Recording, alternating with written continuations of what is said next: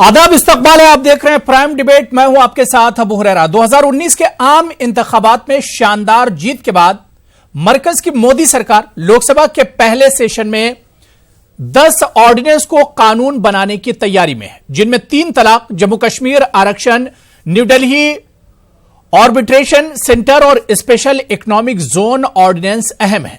इन ordinance को पिछली मोदी सरकार पार्लियामेंट में पास नहीं करा पाई थी, जिस पर सरकार को ऑर्डिनेंस लाना पड़ा था।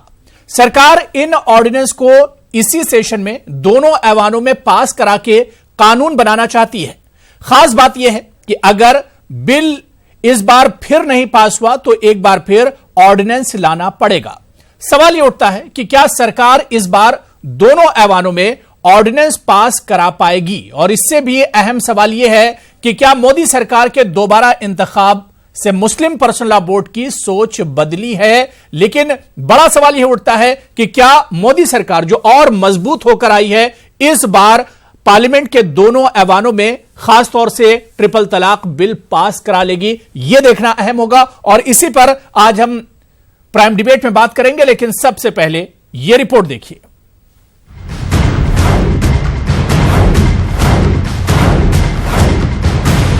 आम इंतखाबात में शानदार वापसी के बाद मरकज की मोदी सरकार लोकसभा के पहले सेशन में 10 ऑर्डिनेंस को कानून बनाने जा रही है, जिनमें 3 तलाक, Jammu Kashmir reservation, new Delhi arbitration centre और स्पेशल इकोनॉमिक जोन ऑर्डिनेंस शामिल है, जिन्हें पिछली मोदी सरकार पार्लियामेंट में पास नहीं करा पाई थी और सरकार को फिर ऑर्डिनेंस लाना पड़ा था। मरकजी हुकूमत एक मरतबा फिर 3 तलाक पर रोक लगाने के लिए बिल लाने की तैयारी कर रही है। बीजेपी का कहना है कि ये इशू इसके इंतखाबी मंशूर का हिस्सा है। इस इशू पर हुकूमत लॉ कमीशन की रिपोर्ट पर भी गौर करेगी। मरकजी वजीर कानून रविशंकर प्रसाद ने कहा है कि 3 तलाक की रस्म पर पाबंदी आयद करने के लिए हुकूमत पार्लियामेंट में फिर से बिल लेकर आएगी। गुज़िश्ता महीने 16वीं लोकसभा के तहलील होने के बाद 3 तलाक पर पाबंदी लगाने वाले मुतनाज़ा ऑर्डिनेंस की मियाद खत्म हो गई, क्योंकि ये पार्लियामेंट से मंजूर नहीं हो पाया और राज्यसभा में भी पास नहीं हो पाया। हिज़्ब इख्तिलाफ राज्यसभा में बिल की मुखालफत कर रहा था, जहां पर हुकूमत के पास इसे मंजूर करने के लिए खातिर ख्वाह तादाद नहीं थी। मरकजी वजीर रविशंकर प्रसाद ने कहा कि 3 तलाक हमारे इंतखाबी मंशूर का हिस्सा है। यकसा सिविल कोड के हवाले से पूछे गए एक सवाल के जवाब में उन्होंने कहा कि हुकूमत इस इशू पर गौर खौज करेगी। वो इस इशू पर लॉ कमीशन की रिपोर्ट पर भी गौर करेगी। गुज़िश्ता साल 31 मई को लॉ कमीशन ने इस मामले पर मुकम्मल रिपोर्ट पेश करने के बजाय जारी किए गए लेटर में कहा था कि इस वक्त यकसा सिविल कोड की न तो जरूरत है और न ही ये लाजमी है। कमीशन ने शादी, तलाक, नान नफका और खवातीन और मर्द की शादी की उम्र से मुतालिक कवानीन में तब्दीली की सलाह दी थी। ऑर्डिनेंस में तलाक़ बिदअत की रस्म को क्रिमिनल नोयत का बनाया गया था, जिसकी हिज़्ब इख्तिलाफ ने मुखालफत की थी। सरकार इन ऑर्डिनेंस को इसी सेशन में दोनों ऐवानों में पास करा के कानून बनाना चाह रही है। खास बात यह है कि अगर ये बिल फिर पास नहीं हुए तो एक बार फिर ऑर्डिनेंस लाना पड़ेगा। Bureau report, news 18 Urdu. तो आने वाले चंद दिनों में फिर से लोकसभा का और खासतौर से पार्लियामेंट का सेशन शुरू हो रहा है। बजट सेशन होगा, इसी सेशन में बजट भी पेश किया जाएगा मुल्क का। लेकिन इस पार्लियामेंट के सेशन में सरकार की नजर उन ऑर्डिनेंस पर है जिसे पिछली सरकार में सरकार पास नहीं करा पाई थी, और खास तौर से इन ऑर्डिनेंस में, इन बिलों में ट्रिपल तलाक बिल सबसे अहम है, जिस पर सरकार का फोकस है। सवाल यह उठता है कि पहले से मजबूत सरकार क्या इस बार पार्लियामेंट के दोनों ऐवानों में ट्रिपल तलाक बिल एक तरह से पास करा लेगी। और सवाल यह भी उठता है कि जिस तरह से बीजेपी मजबूत हुई है, सरकार में मजबूत होकर आई है, ऐसे में क्या मुस्लिम पर्सनल लॉ बोर्ड का जो रुख है, क्या उसमें किसी तरह की लचक आएगी, उसमें किसी तरह की तब्दीली आएगी, इसे भी हम समझेंगे। कुछ खास मेहमान मेरे साथ जुड़े हुए हैं। बहुत जल्दी अपने मेहमानों का आपसे तारुफ करा देता हूं। मेरे साथ यासिर जिलानी साहब, स्पोक्स पर्सन है मुस्लिम राष्ट्रीय मंच के, मेरे साथ जुड़ गए हैं इस डिबेट में। इनके अलावा सलमान निसामी साहब सियासी तज्जिया निगार हैं, पॉलिटिकल एनालिस्ट है, वो भी मेरे साथ जुड़ गए हैं। मेरे साथ अफजल अब्बास साहब लीडर हैं जेडीयू के, वो भी जुड़े हुए हैं। सैयद कासिम रसूल इलियास साहब रुकन है, मेंबर हैं all India Muslim personal law board के, वो भी मेरे साथ जुड़े हुए हैं। और इनके अलावा दिनेश सिंह जी बीजेपी लीडर हैं, वो भी मेरे साथ जुड़े हुए हैं इस डिबेट में। सभी का बहुत इस्तकबाल और वेलकम करते हैं। मैं सबसे पहले दिनेश सिंह जी आपसे ही शुरुआत करना चाहूंगा कि मोदी जी की नई जो सरकार है वो पूरे एक्शन में नजर आ रही है और अब कहा यह जा रहा है कि पार्लियामेंट का जो पहला सेशन होगा उसमें ट्रिपल तलाक बिल को पास कराने की पूरी कोशिश करेगी यह सरकार। अबू हुरैरा जी, सरकार किसी की भी हो, कहीं की भी सरकार हो, उसके पूरे मूड में होना चाहिए। बिल्कुल। और चूंकि जनता ने इतना बड़ा जनादेश दिया है, जब जनादेश बड़ा होता है तो जिम्मेदारी भी बड़ी होती है। बिल्कुल। और इतनी बड़ी जो जिम्मेदारी मिली है भारतीय जनता पार्टी को और माननीय प्रधानमंत्री मोदी जी को, तो निश्चित तौर पर उन जिम्मेदारियों का हमको एहसास भी है और उन जिम्मेदारियों का हमको निर्वहन भी करना है। मैं आपके न्यूज चैनल के माध्यम से बताना चाहता हूं, पहले भी भारतीय जनता पार्टी और भारतीय जनता पार्टी की सरकार ने आश्वस्त किया है कि हम सबके साथ और सबके विकास की बात करेंगे। और हमने सबके साथ और सबके विकास की बात की और सबके विश्वास की बात आप कर रहे हैं। और हमारे पहले से हमारे एजेंडे में था कि हम किसी भी समाज के साथ, किसी भी तबके के साथ कोई ज्यादती नहीं होने देंगे। और हमने ये काम पिछली बार की हमारी सरकार थी तब भी हमने किया था कि हमने ट्रिपल तलाक के ऊपर हमारी बिल्कुल स्पष्ट राय थी कि हम समाज में, अबू हुरैरा जी, सभी समाजों में समय काल और परिस्थिति के अनुसार बहुत सारी कुरीतियां होती हैं और बहुत सारी कुरीतियां थी, हिंदू समाज में भी थी, जिसको समाज ने काल समय और परिस्थिति के अनुसार उसमें बदलाव किया, उसको परिमार्जित किया। अगर परिमार्जित और बदलाव नहीं किया फिर वहां सरकार को हस्तक्षेप करना पड़ा।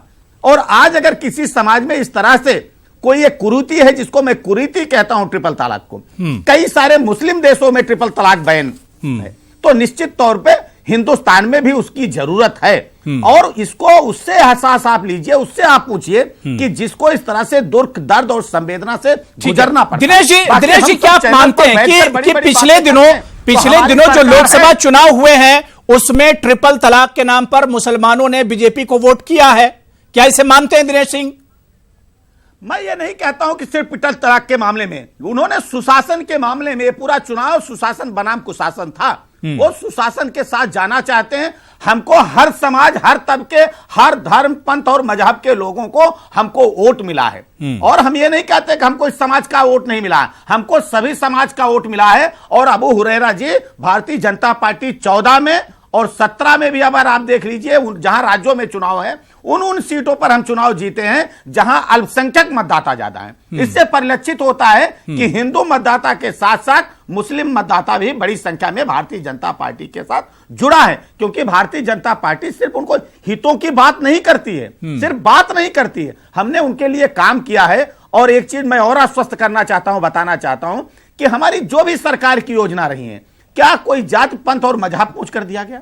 अगर किसी को शौचालय दिया गया, किसी जात पंथ मजहब का हो, किसी को आवास मिला, किसी को आयुष्मान भारत मिला, इसलिए लोगों का विश्वास भारतीय जनता पार्टी के साथ जुड़ा और माननीय मोदी जी के साथ। मैं इस पर दूसरे पहले से भी मैं जवाब लूंगा। बहुत अच्छी शुरुआत दिनेश सिंह जी आपने कर दी है। सरफराज आरजू साहब सीनियर जर्नलिस्ट हैं, सहाफी हैं, वो भी मेरे साथ मुंबई से इस वक्त प्राइम डिबेट में जुड़ गए। सरफराज आरजू साहब, आपका भी बहुत इस्तकबाल है प्राइम डिबेट में न्यूज 18 उर्दू में।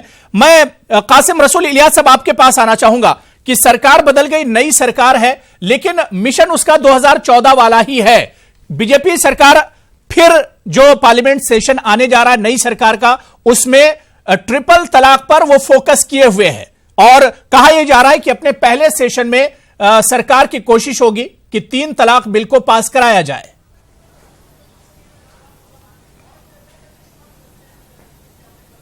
देखिए, पहली बात तो यह है कि यह बिल 3 बार राज्यसभा से रिजेक्ट हो चुका है। सरकार को ये लोगों के मैंडेट को मान लेना चाहिए और इसको जो है, इस बिल को दोबारा लाना नहीं चाहिए। देखिए, ये बात जो कही जाती है कि ये बिल मुस्लिम महिलाओं के पक्ष में है, ये बिल्कुल झूठ बात है। ये बिल जो है, एक बार ये बिल ये कहता है कि अगर कोई आदमी ट्रिपल तलाक देगा तो वो इलीगल होगी, वाइड होगी, खत्म हो जाएगी। पहली बात तो ये कि सुप्रीम कोर्ट का जजमेंट आने के बाद किसी बिल की कोई जरूरत नहीं थी। लेकिन अगर सरकार ने ये बिल लाया और ये कहा कि अगर किसी ने ट्रिपल तलाक दिया तो वो इलीगल है, वाइड है, सवाल ये पैदा होता है कि जो चीज इलीगल है, वाइड है, हुई नहीं ट्रिपल तलाक, तो फिर सजा किस बात की है? ये नॉन बेलेबल कॉग्निजेबल ऑफेंस बना रहे हैं आप। उस आदमी से कह रहे हो 3 साल के लिए जेल चला जाए, आप कहते हैं कि शादी खत्म भी नहीं हुई है और जेल में जाएगा वो आदमी, और जेल जाके मेंटेनेंस भी देगा, बीवी बच्चों का मेंटेनेंस भी देगा। तो ये अजीब गरीब किस्म का कंट्राडिक्टरी बिल है। ये सिर्फ मुस्लिम पर्सनल लॉ को डैमेज करने के लिए, मुसलमान माशरे को तबाह करने के लिए और मुस्लिम खवातीन को सड़क पर लाने के लिए बिल लाया जा रहा है। मुस्लिम खवातीन के बिल्कुल हक में नहीं है ये बिल। और ये बात जो कही जा रही है कि बीजेपी बहुत बड़े मैंडेट से आई है, किस तरह आई है हर आदमी जानता है। हमारे देश के अंदर जितने बुनियादी सवालात थे सबको उन्होंने ताक पे रख दिया और एक कम्युनल एजेंडा बनाकर एक पूरे मुल्क के अंदर सेंसेशनलिज्म पैदा करके ये जिस तरह से ये बिल ये सत्ता में आई है, पावर में आई है, इस देश में नहीं देश के बाहर के लोगों ने भी इसके ऊपर में जो है बहुत आवाज उठाई है। तो ये कहना कि हम बहुत बड़े मैंडेट से आए हैं, हमको मैंडेट मिल गया है, हम जो चाहें करें देश के अंदर, अब हमारा कोई पूछने वाला नहीं। यासिर जिलानी जी, मुस्लिम पर्सनल लॉ बोर्ड शुरू से यही कहता रहा है कि इस बिल में बहुत से खामियां हैं। इस बिल के जरिए मुसलमानों को और खासतौर से मुस्लिम महिलाओं को गुमराह किया जा रहा है। फिर सरकार लगातार क्यों इस बिल के पीछे पड़ी है? अबू हुरैरा साहब, मैंने सुना दोनों पैनलिस्ट को, मुझे भी सुनेंगे।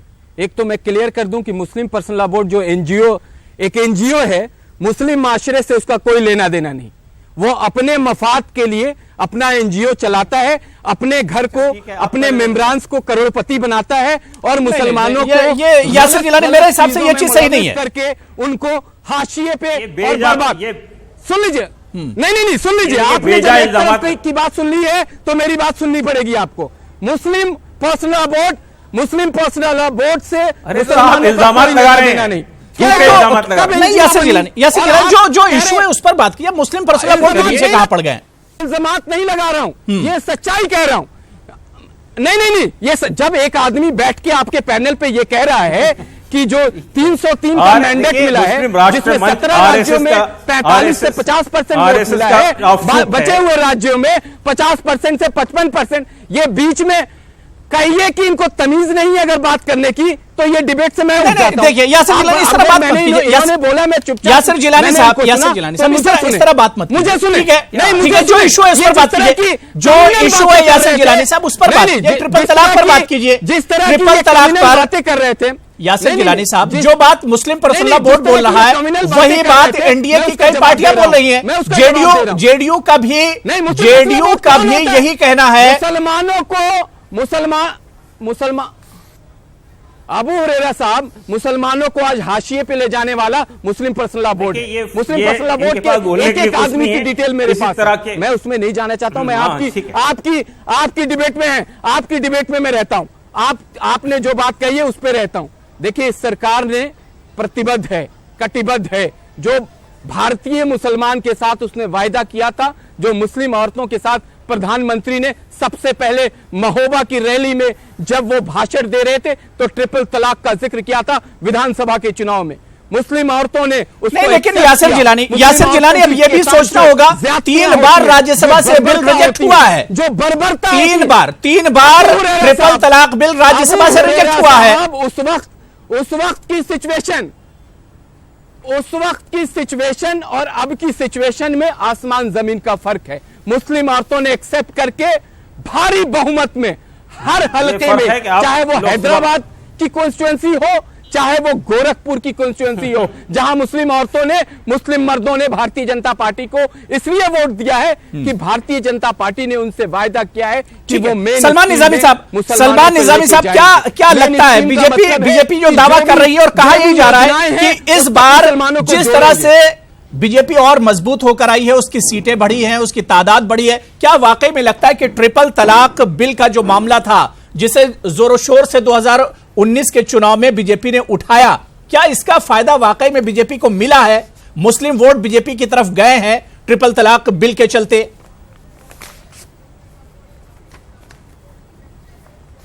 ये सब ये गलत बात है। मुस्लिम वोट कहीं नहीं गया है, ये बेवकूफ बनाने को इसको अपनी कैबिनेट में लिया होता। मुझे नहीं लगता कि ये चुनाव जो है 2019 का चुनाव जो है टोटली पोलराइज किया गया। जैसे इसको ट्रिपल तलाक का अगर आप देखिए तो मैं उसमें समझता हूं कि इसमें किसी पार्टी ने या अपोजिशन ने कभी भी कोई आपत्ति नहीं की, सिर्फ एक डिमांड की कि ये सेलेक्ट कमेटी में जाना चाहिए। और उसके भी वजूहात जो है वो जायज है, क्योंकि अगर आप 3 साल की सजा दे रहे हैं एक शोहर को, तो आप क्या उसकी बेगम के लिए छोड़ के जा रहे हैं, तो उसकी एक्सपेंसेस कौन बियर करेगा? ये काफी रेलिवेंट एक चीज है कि अगर आप 3 साल के लिए उसके शोहर को जेल में रखते हैं तो उसके परिवार को पालने वाला कौन है?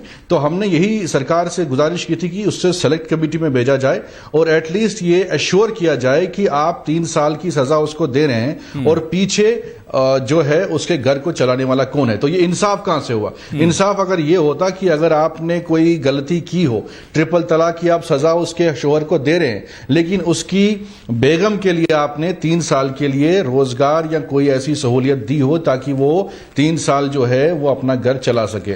और दूसरी बात जो है ट्रिपल तलाक और चुनाव के बीच में अगर आप बात करें तो मुझे नहीं लगता कि इन्होंने चुनाव में कोई मुसलमानों के फेवर में बात की हो। इन्होंने तो बिल्कुल ये कहा कि अगर चुनाव में इनके योगी आदित्यनाथ ने कहा कि जो लेकिन सलमान निजामी साहब, चुनाव के बाद जो पहली स्पीच पीएम मोदी ने दी उसमें उन्होंने माइनॉरिटीज का जिक्र किया, मुसलमानों का जिक्र किया। उन्होंने कहा कि तमाम पार्टियों ने छला है मुसलमानों को और अब वक्त आ गया कि मुसलमानों के साथ कुछ किया जाए।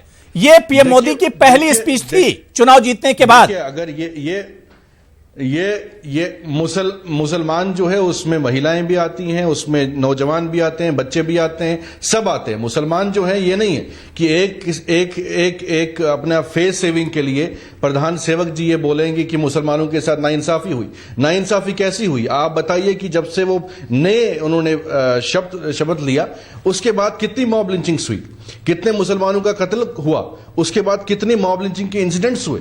आज भी देखिए, परसों देखिए, उससे परसों देखिए, इनका ही एक विधायक जो है जो चुन के आए मेंबर पार्लियामेंट है गौतम गंभीर, उन्होंने आवाज उठाई थी गुरुग्राम में एक मुसलमान नौजवान को किस तरीके से मारा गया, लेकिन इनके ही लोग जो हैं वो सवाल उन पे उठाया गौतम गंभीर पे कि आपने आवाज क्यों उठाई। तो ये मत समझिए कि भाजपा जो है मुसलमानों की हमदर्द है। भाजपा ने मुसलमानों के खिलाफ जो साजिश की इन 5 सालों में और हिंदू मुस्लिम के बीच में जो बिल्कुल वो गलत केस निकल गया, उसी वजह से ये जीते हैं। और इनके और ये ठीक है दिनेश सिंह, जो बात सलमान निजामी कह रहे हैं कि बीजेपी मुसलमानों की हमदर्द नहीं है, ये एक जरूरत है, मुस्लिम वोट बैंक एक जरूरत है बीजेपी की, जिसकी वजह से ट्रिपल तलाक पर इतना जोर बीजेपी की तरफ से दिया जा रहा है। दिनेश सिंह जी, जी भारतीय जनता पार्टी वो पार्टी है जो किसी को वोट बैंक की तरह नहीं देखती है। इस देश का दुर्भाग्य रहा है अभी तक मुसलमानों को सिर्फ वोट बैंक की राजनीति से देखा गया, इसीलिए उनको विकास से दूर रखा गया।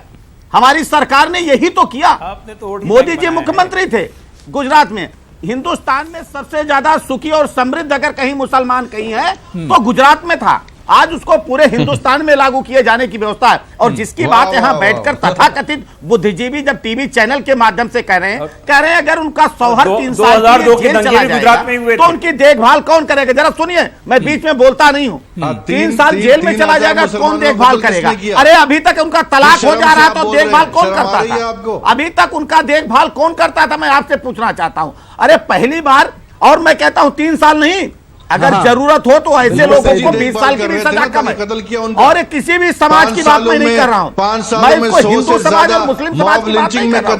अगर इसी में कोई खयातीन बैठी होती जिसको ये पीड़ा हुई होती है, कहावत है जाके पैर न फटी बेवाई सो का जाने पीर पड़ाई। अरे जिसके बहन बेटियों के साथ ऐसा होता है, जरा उस परिवार से जाकर उसकी पीड़ा समझिए। हम आपको टीवी चैनल पर बैठकर बड़ी बड़ी बातें करते हैं। अगर मुस्लिम पर्सनल लॉ बोर्ड, अगर मौलानाओं ने सही समय पर सही काम किया होता तो आज सरकार का हस्तक्षेप करने की जरूरत न पड़ती। ठीक है, मैं अफजल अब्बास साहब आपके पास आ रहा हूं। अफजल अब्बास साहब, तो सरकार 2019 या 18 में जब ट्रिपल तलाक का मामला उठा था, जब पार्लियामेंट में पूरा मामला पहुंचा था, उस वक्त नीतीश कुमार जी ने और जेडीयू ने कहा था कि एनडीए के साथ जेडीयू नहीं है ट्रिपल तलाक के मामले पर। और जेडीयू ने उस वक्त यह भी कहा था कि जो कमियां इस बिल में है पहले उसे सुधारना चाहिए।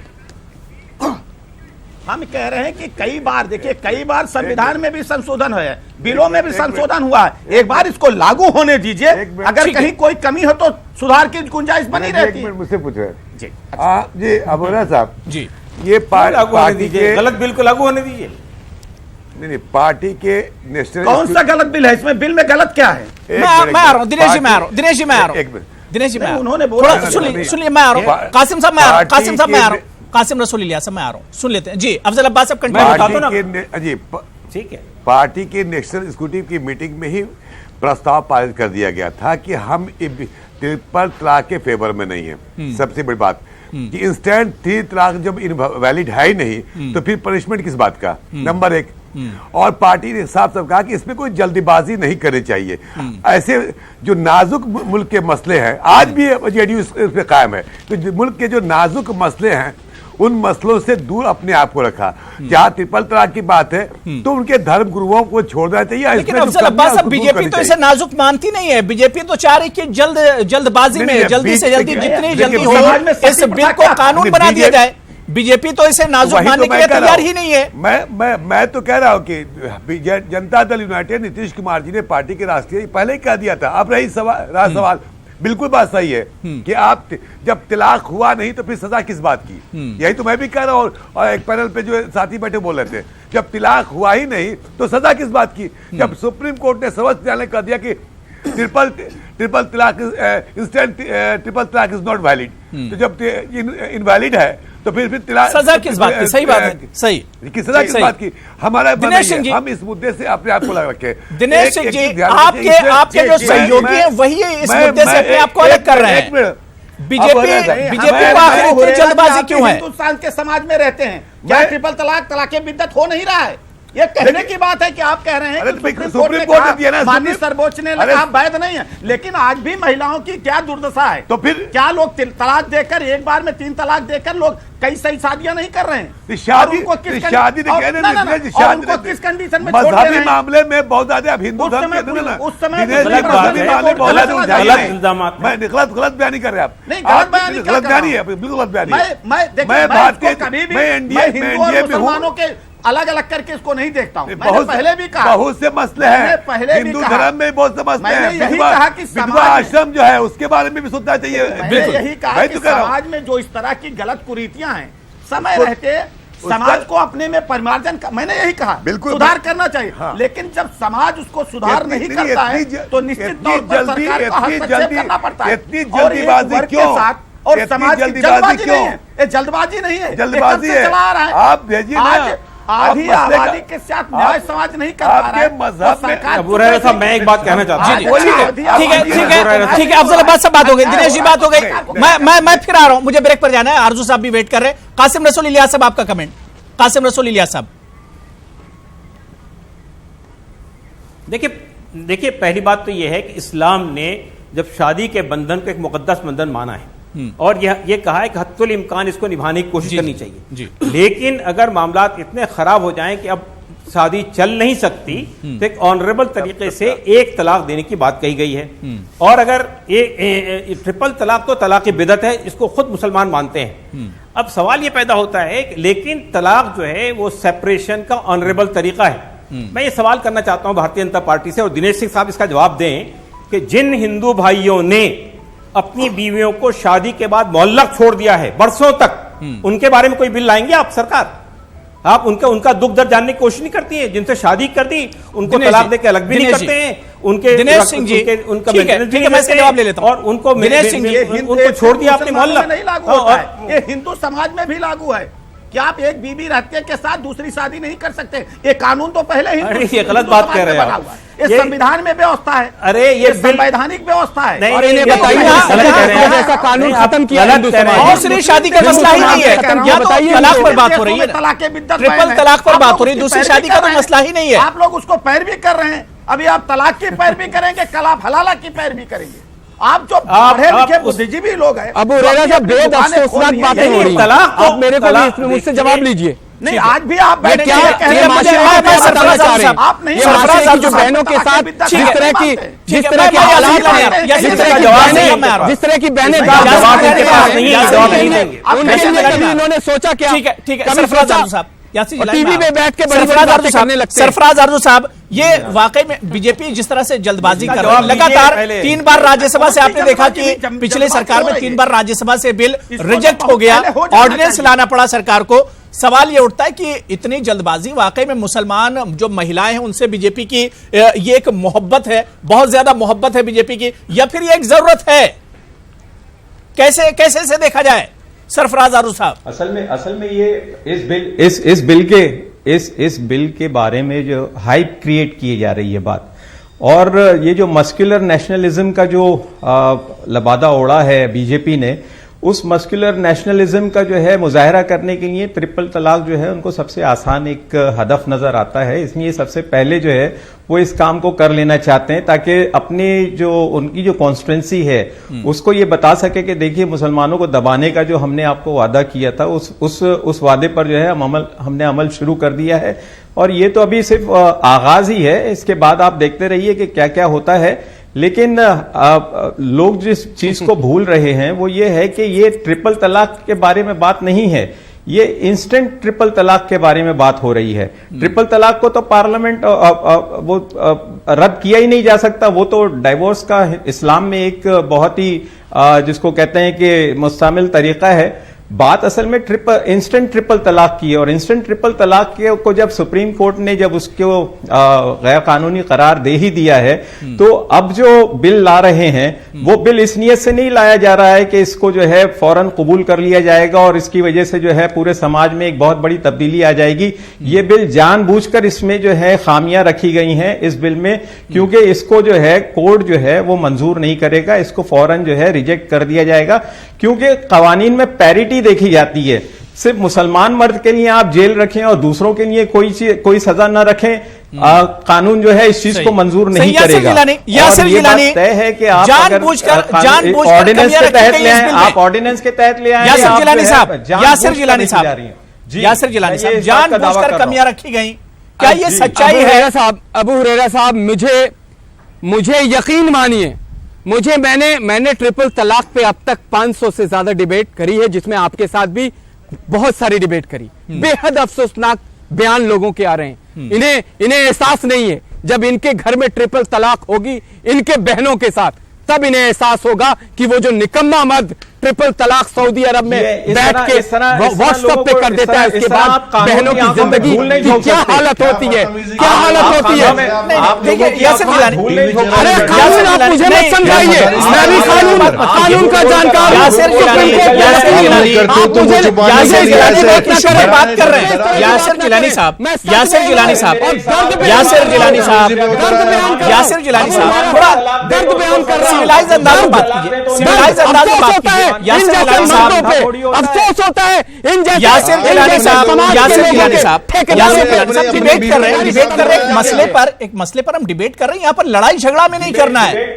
जिस तरह की जबान मत इस्तेमाल कीजिए, इस तरह की जबान मत इस्तेमाल कीजिए। चलिए छोटा सा हम ब्रेक ले लेते हैं, यहाँ पर छोटा सा ब्रेक ले लेते हैं। ब्रेक के बाद आएंगे तो हम यही समझने की कोशिश करेंगे कि ट्रिपल तलाक के पीछे आखिर पोशीदा क्या कुछ है, बीजेपी आखिर इतनी जल्दबाजी क्यों कर रही है, क्यों चाह रही है कि जल्द से जल्द यह कानून बने। हालांकि अपोजिशन लगातार कह रहा है, मुस्लिम पर्सनल लॉ बोर्ड कह रहा है कि इस बिल में बहुत सी खामियां हैं, कमियां हैं, अगर उन्हें सही कर लिया जाए तो उस पर एतराज नहीं होगा, लेकिन सरकार उसे सही करने के लिए राजी क्यों नहीं है। छोटे से ब्रेक के बाद इस पर हम बात करेंगे।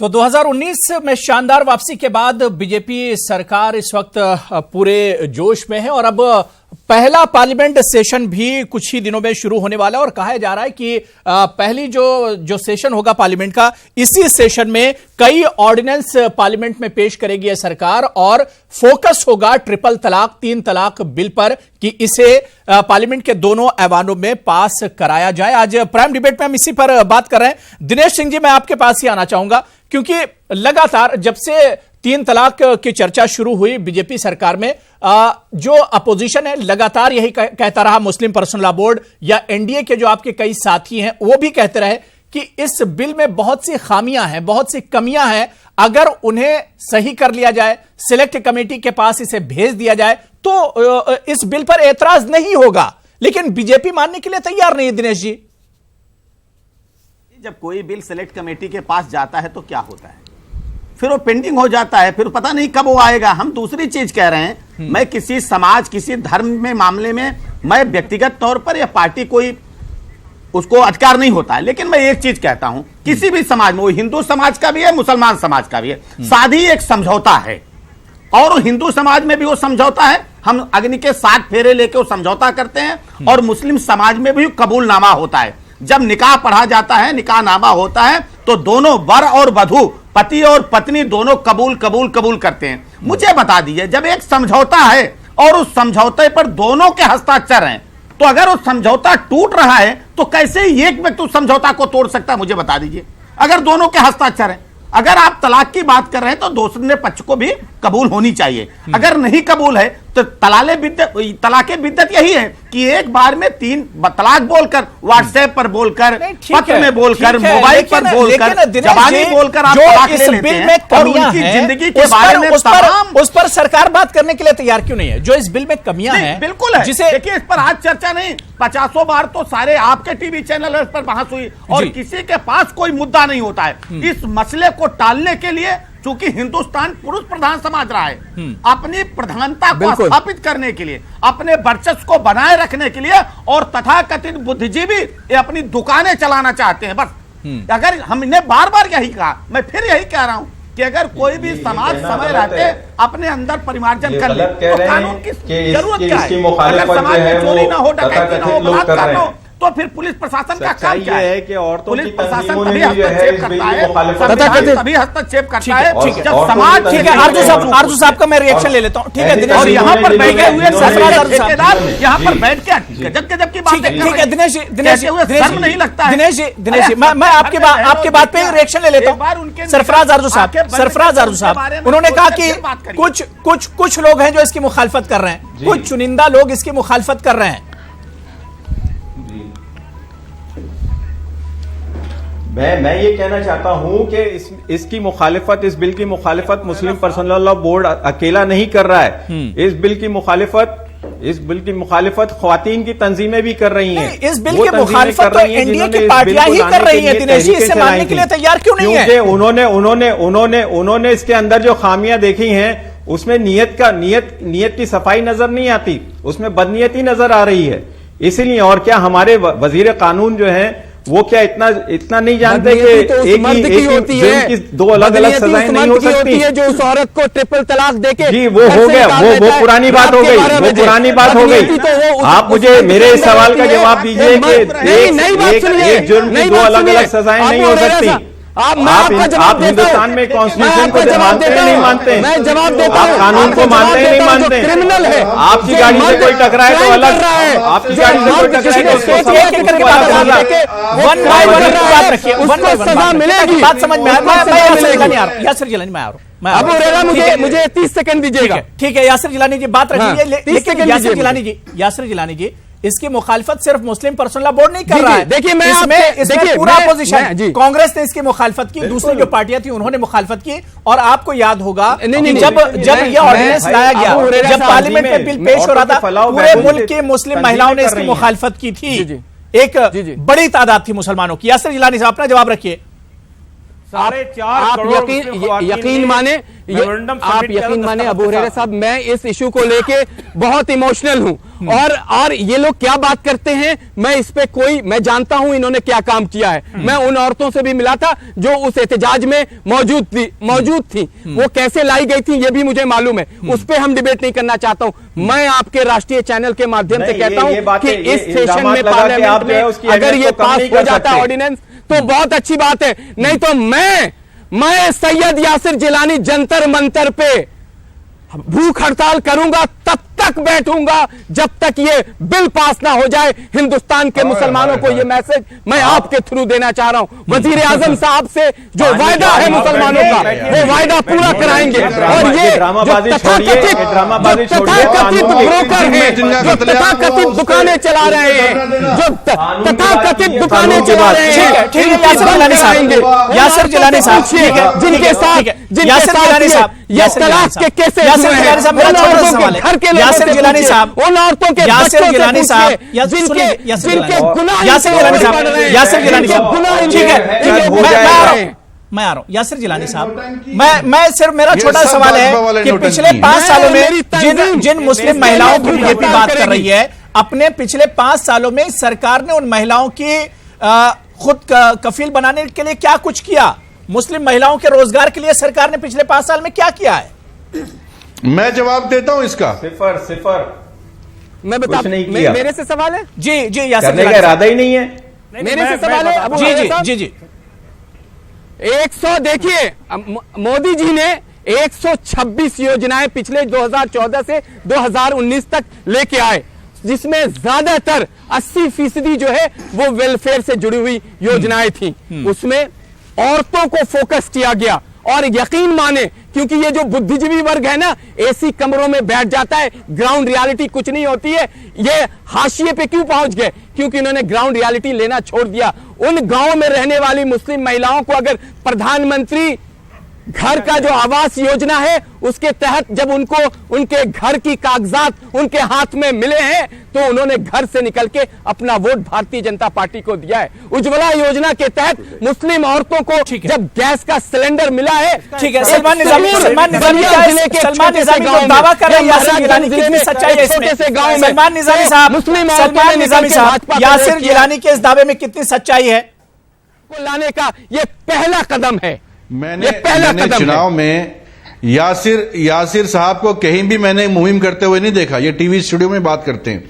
अगर आप बताइए, क्या आसिफा जो है एक बच्ची 8 साल की, अरे आपने देखा क्या वो मुसलमान नहीं थी? आप सही से देखें, यही भाजपा वाले उसके कातिलों को, जिन्होंने उसका बलात्कार किया और उसको मारा, ये उन कातिलों के साथ खड़े नहीं थे?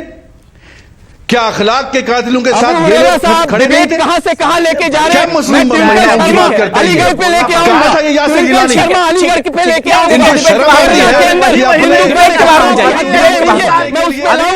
बंगाल में हिंदू कार्यकर्ताओं की हत्याएं हुई है, उस पर लाऊंगा। और सलमान खुर्शीद अलीगढ़ में ये कहते हैं कि उनके दामन खून के छींटों से भरे हुए हैं, मैं वो लाऊंगा। ये अपने सलमान खुर्शीद जब कहते हैं अलीगढ़ के हॉस्टल में खड़े होकर कि उनके दामन पे मुसलमानों के खून के छींटे हैं, आप क्या कहेंगे? आप क्या कहेंगे? सलमान खुर्शीद के बयान पे आप क्या कहेंगे? पहले जवाब दीजिए। सलमान खुर्शीद के बयान पे क्या कहेंगे? सलमान खुर्शीद के बयान पे क्या कहेंगे, जिन्होंने कहा कि मुसलमानों के खून के धब्बे उनके कुर्ते पे लगे हुए हैं? आप उसका जवाब दीजिए। आप वहां सेलेक्टिव एमनेशिया के शिकार हो जाते हैं। आप हाशिमपुरा, मलिहाना, मुजफ्फरनगर के दंगे जो हुए, मुसलमानों को खड़ा करके गोली मार दिया, इसी कांग्रेस की सरकार ने। मुख्यमंत्री थे, कुछ बोला कभी? सलमान निजामी साहब, बात हो गई, नहीं बात हो गई, नहीं बोला आपने, नहीं बोला सेलेक्टिव ना होए, इंसाफ की बात करें, हक की बात करें, हमारी बहनों की बात हो रही है, यासिर बात हो गई, सलमान निजामी साहब बात हो गई, दूसरों को मौका देना चाहिए। कासिम रसूल इलियास साहब, सरकार बदली है, ऐसे में सवाल ये उठता है, क्या मुस्लिम पर्सनल लॉ बोर्ड का रुख भी बदलेगा ट्रिपल तलाक बिल को लेकर?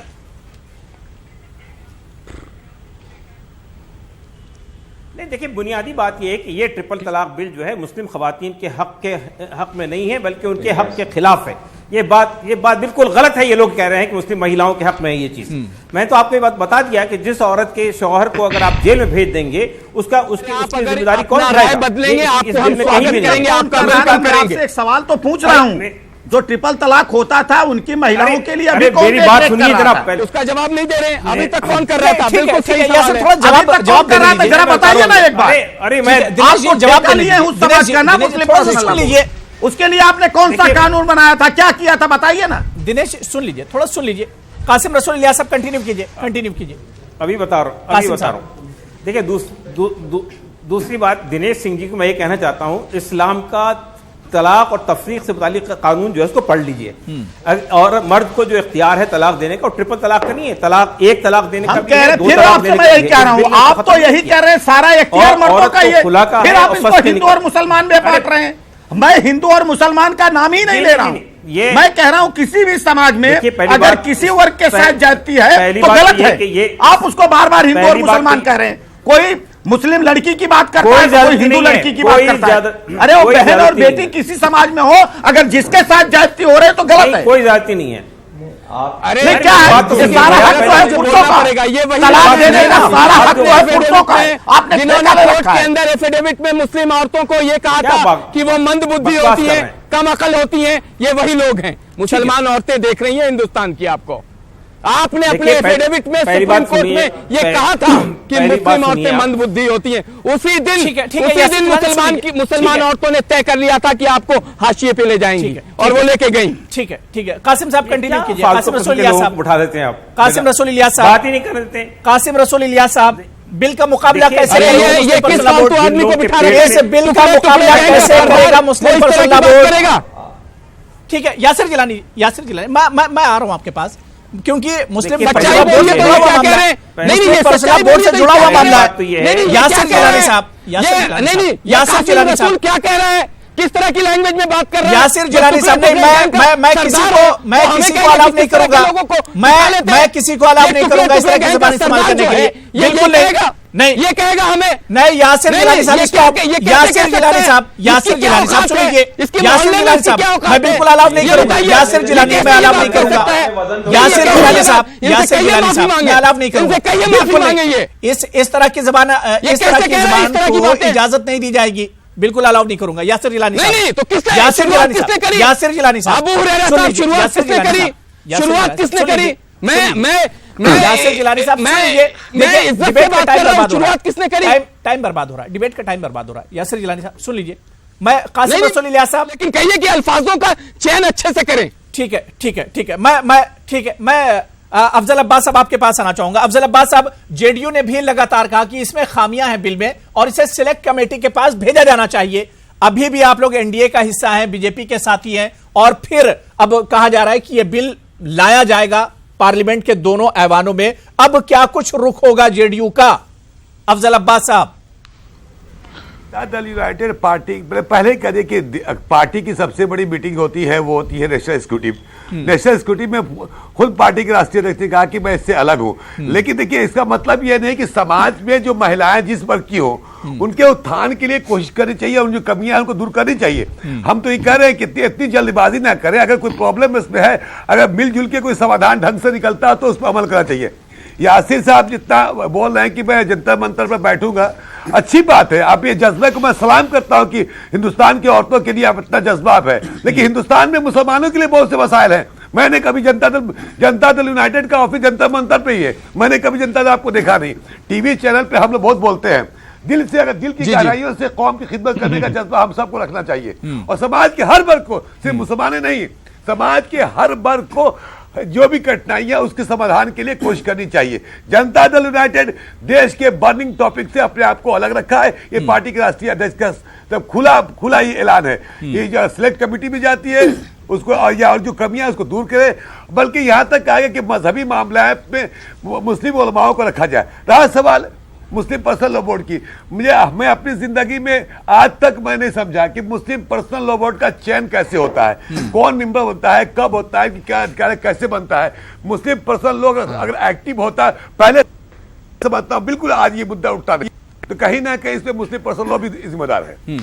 ठीक है, कासिम रसूल इलियास साहब, मैं आपके पास आना चाहूंगा, क्योंकि काफी पहले मुस्लिम पर्सनल बोर्ड की एक प्रेस कॉन्फ्रेंस हो रही थी और उसमें कहा जा रहा था कि अगर इस बिल के जो नुकात हैं, जो पॉइंट्स हैं, इस बिल में जो चीजें दी गई हैं, अगर उसे सुधार लिया जाए तो मुस्लिम पर्सनल बोर्ड इसकी मुखालिफत नहीं करेगा। मुस्लिम पर्सनल बोर्ड का गठन हुआ, कब हुआ, कैसे हुआ, कासिम रसूल इलियास साहब होती है, ये सब बताना चाहिए आप लोग को, ताकि कम से कम अवाम और आपसे जुड़ सके। देखिए, असल में देखिए, मैं नहीं जानता, मैं जाती तौर पर मैं कह रहा हूं आपसे। देखिए, अब्बास साहब जो बात कह रहे हैं, पहली बात तो ये कि all India Muslim personal law board एक मुसलमानों की एपेक्स बॉडी है। जितनी मुसलमानों की तंजीमें हैं हिंदुस्तान के अंदर, जमात इस्लामी, जमीयत उलमा हिंद, जमीयत अहले हदीस, ये सब इसमें रिप्रेजेंटेड है। जितने बड़े मदारिस हैं हिंदुस्तान के अंदर मुसलमानों के, दारुल उलूम देवबंद, नज़रतुल उलमा लखनऊ, जामिया अशरफिया, ये सब इसके अंदर रिप्रेजेंटेड है। शिया, सुन्नी, देवबंदी, बरेलवी, जितने उलमाए कराम है प्रोमिनेंट आप बता सकते हैं हिंदुस्तान के अंदर, वो मुस्लिम पर्सनल लॉ बोर्ड के अंदर रिप्रेजेंटेड है। तो मुस्लिम पर्सनल लॉ बोर्ड जो है एक रजिस्टर्ड बॉडी है। हमारे एक साथी कह रहे थे एनजीओ है, अरे सवाल ये पैदा होता है कि एनजीओ नॉन गवर्नमेंट ऑर्गेनाइजेशन नहीं होगी तो और क्या होगी, आरएसएस भी एनजीओ ही है। तो इस तरह की बातें करने से पहले सोच लेना चाहिए। पहली बात तो ये है कि देखिए मैं आपसे कहना चाहता हूं, नहीं तो मुसलमानों से आप मत रिलेट कीजिए, हिंदुस्तान के मुसलमान आपको कुछ नहीं समझते। ये कहिए आपकी एक बॉडी है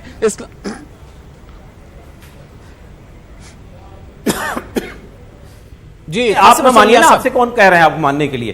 पहली बात तो ये है कि 4.5 करोड़ मुस्लिम ख़वातीन ने दस्तखत के साथ मेमोरेंडम दिया लॉ कमीशन को, ये कहा कि ये वो मालूम है हमें। यार कि आपको तो बोलना नहीं है ना, अबू हुरैरा साहब से मैं बात कर रहा हूं।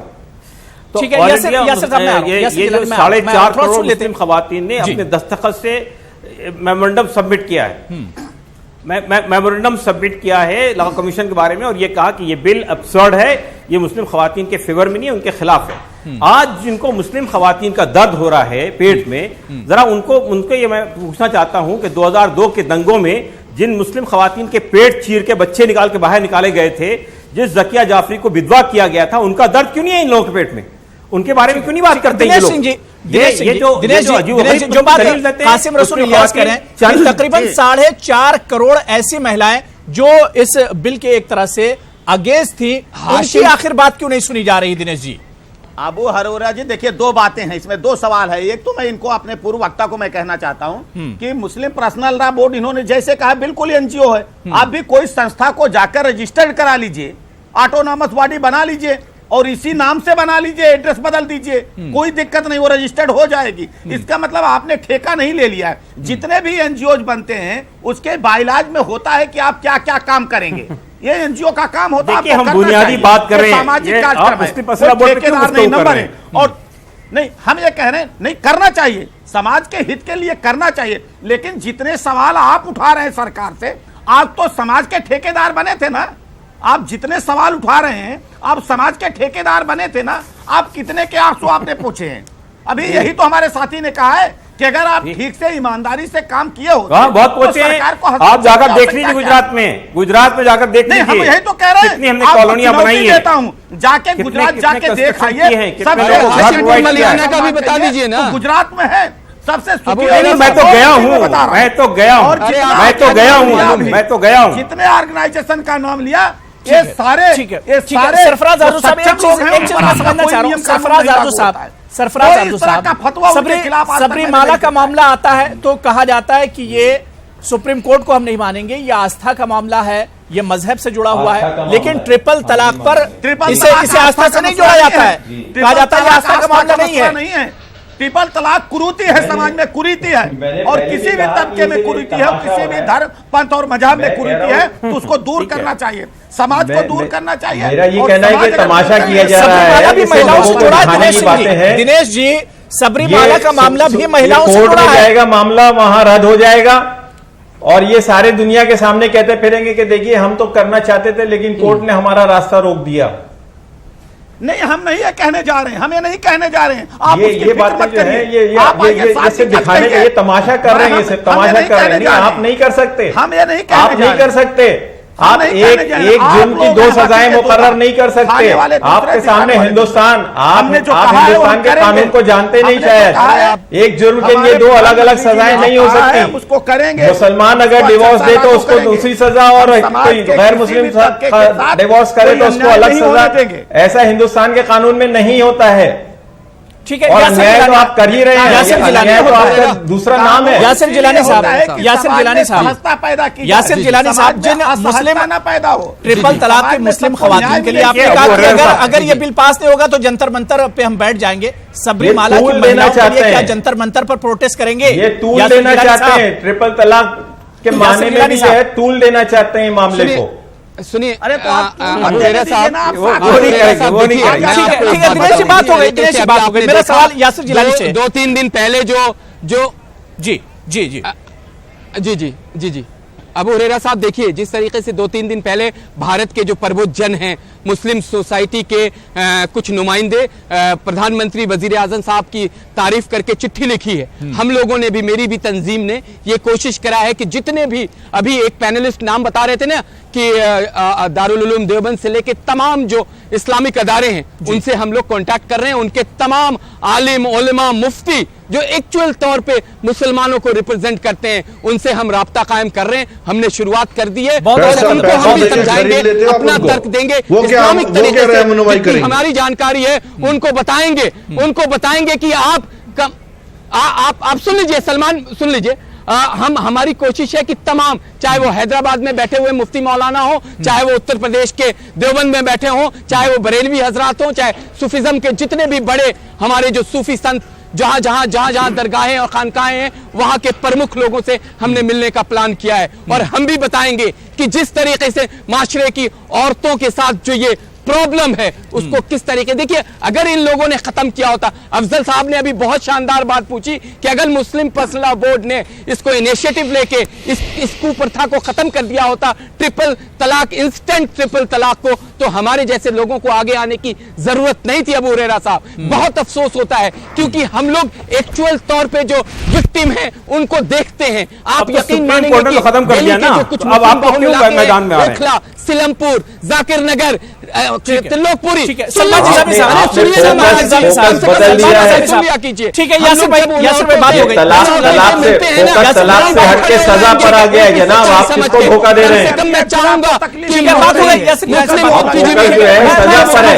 मुस्लिम बुद्धिजीवी साथ आए, तलाक पर नहीं है, एक सिरे से नाम बिल्कुल कुछ और है। बिल्कुल ठीक है, ठीक है। मैं सलमान निजामी यहाँ पर ट्रिपल तलाक के मामले में सोशल जस्टिस की बात बीजेपी करती है, सोशल जस्टिस की बात ये सरकार कर रही है, लेकिन वहीं पर अगर सबरीमाला जैसा मामला अगर आता है तो ये सोशल जस्टिस कहां चला जाता है? फिर वहां पर तो सोशल जस्टिस नहीं हो रहा है। देखिए, मेरा ट्रैक रिकॉर्ड आप चेक करिए, यासिर भाई मुझे जानते हैं, मैंने कभी नहीं कहा कि मैं इस बिल को अपोज करता हूं। मैंने कहा कि सिलेक्ट कमेटी में भेजिए, और आप अगर महिलाओं के इंसाफ की बात करते हैं, आप उनकी सिक्योरिटी का भी सोचिए ना। अगर उसके शोहर को आप जेल डालते हैं 3 साल, तो उसके घर को कौन चलाएगा? बिल्कुल, ये हमने एक सवाल किया, उस पर ये जवाब नहीं दे रहे। दूसरा, हमने कहा कि अगर मुसलमान को इंसाफ दिलवाना चाहते हैं, अच्छा, तो आप मुसलमानों को दूसरे तरीके से भी इंसाफ दिलाइए। सुनिए ना मेरी बात, मैंने बीच में नहीं बोला। नहीं, आप यार, आप मेरी बात सुनिए ना। ठीक है, बोलिए। दूसरे भी मसले हैं। अगर किसी दूसरे धर्म में अगर जेल चला जाएगा, उसकी देखभाल कौन करेगा? अगर आपको तो टोकरे की बात कर देता है, वो जेल चला जाता है, तो उसकी पत्नी का देखभाल कौन करता है? लेकिन इसका मतलब सजा न दिया जाए। अरे सजा, अरे सुनिए, अरे कहां से कहां, अरे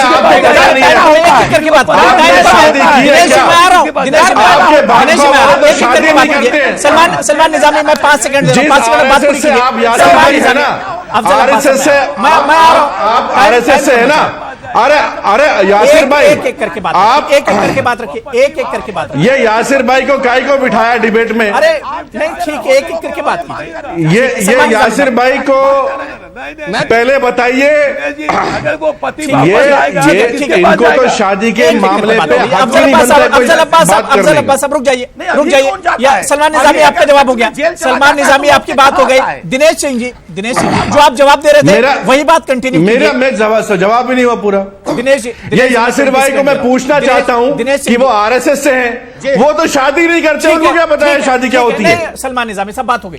योगी ने शादी की, दिनेश सिंह जी आप जवाब, किसी और ने शादी की, दिनेश सिंह ये तो शादी नहीं करते, हमारा क्या? मुझे शादी पे बोलने का हक नहीं है। मैं जानता हूं कि आप जब दिनेश सिंह जी आप जवाब दीजिए, आप अपना प्रवास ये तो संघ वाले शादी नहीं करते जाएंगे, इन्होंने अपनी बीवियां छोड़ दी है। नहीं देखिए, पर्सनल अटैक मत कीजिए, पर्सनल अटैक मत कीजिए, तर्क की बात करो सलमान। ठीक है, सलमान, आप तो भारत के लिए ऑडियो, मुझे फिर ऑडियो डाउन कराना पड़ेगा, मुझे ऑडियो डाउन कराना पड़ेगा। मैं कासिम रसूल इलियास साहब, कासिम रसूल इलियास साहब, मैं आपके पास आना चाहूंगा। अगर बिल आती है तो क्या कुछ कदम होगा मुस्लिम पर्सनल लॉ बोर्ड का, अगर बिल पास होता है? जी अरे शाहबानो केस नहीं हुआ होता। आपका सवाल नहीं सुन सका मैं, बताइए क्या कासिम साहब, मैं ये कह रहा था अगर बिल पास होता है तो क्या कुछ कदम होगा मुस्लिम पर्सनल लॉ बोर्ड का?